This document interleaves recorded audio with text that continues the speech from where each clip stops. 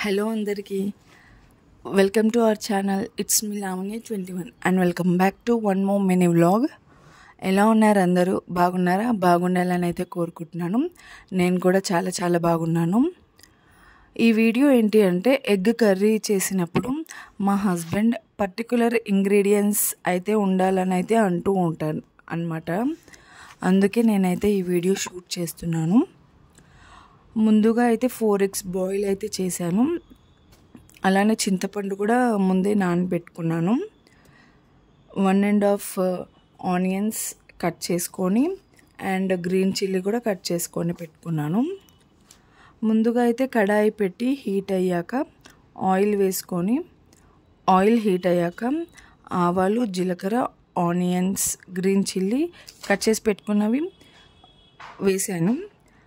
Light brownish వచ్చే వరకు వేయించుకోవాలన్నమాట.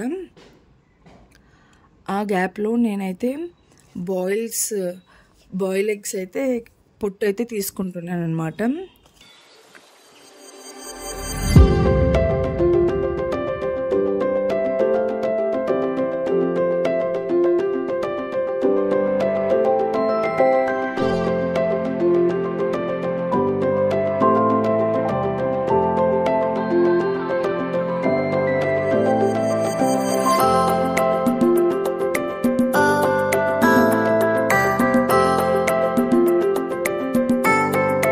ఇక్కడ నేనైతే టొమాటోస్ ముందుగా అయితే కట్ చేసి పెట్టుకోలేదు. సో నేను డైరెక్ట్గా కట్ చేసేసి వెంటనే వేసేస్తున్నాను అనమాట అక్కడ. అండ్ ఇక్కడ చూస్తున్నారు కదా, మా హస్బెండ్ అయితే మిడిల్లో వచ్చి చెప్తున్నారు, ఎంత వేసావు, చాలు అంతే వేయి, ఇంతే వేయి అని వంట చేస్తున్నప్పుడు డిస్టర్బ్ చేస్తూనే ఉంటారనమాట. ఇలా డిస్టర్బ్ చేస్తే ఎంత ఇరిటేషన్గా ఉంటుంది కదా. మీకు కూడా ఇంతేనా? అయితే కామెంట్ సెక్షన్లో కామెంట్ చేయండి ఎంతమందికి ఇలా జరుగుతుందో.